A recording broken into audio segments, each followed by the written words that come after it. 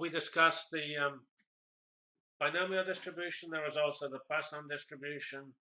I say they give essentially the same answers. The Poisson is effectively the continuous limit of a binomial distribution, where you have a time interval dt. That's effectively a time interval where you do at least a virtual tossing. Then you have a probability lambda dt of something happening in that time interval. That lambda dt is effectively your mu in the binomial distribution. Lambda dt is always small, and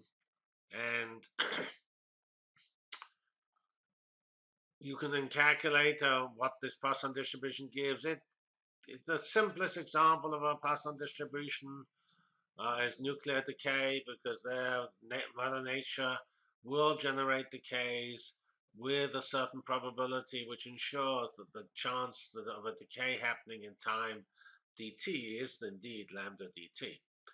And you can go again to Wikipedia and find out exactly what's going on, and you will find that for a Poisson, always the mean is the square of the standard deviation. So it again has the square root law. This plot here compares Poisson, which are the black lines, let's like this,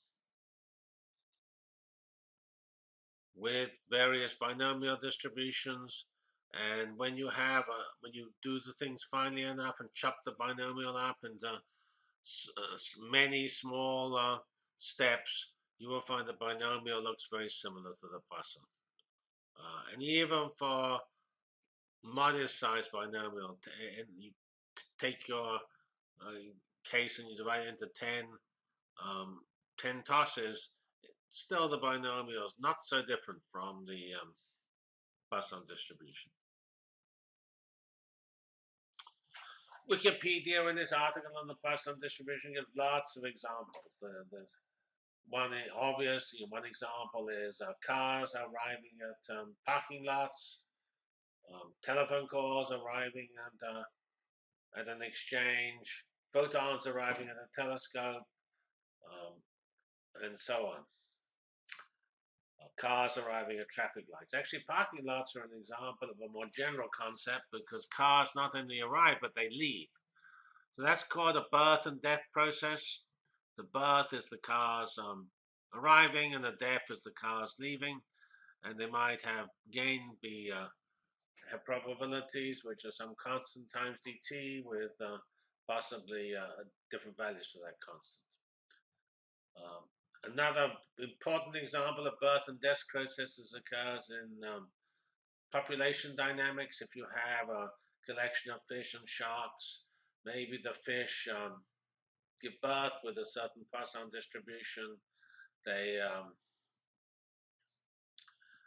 get eaten by sharks. That's a death process, so that corresponds to the fish disappearing rather than appearing as they do when they're born.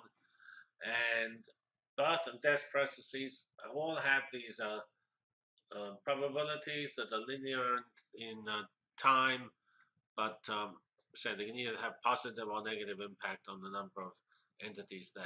And you can calculate several, when you go to the literature, you'll find several examples of multiple species with different interactions of each species on another species, and solving the coupled differential equations.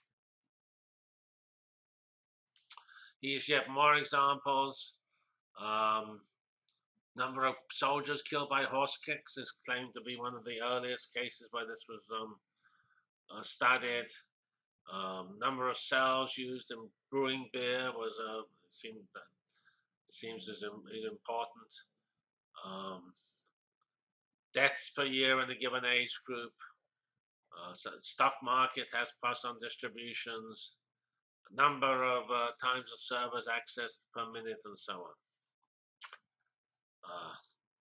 So there are many examples of Poisson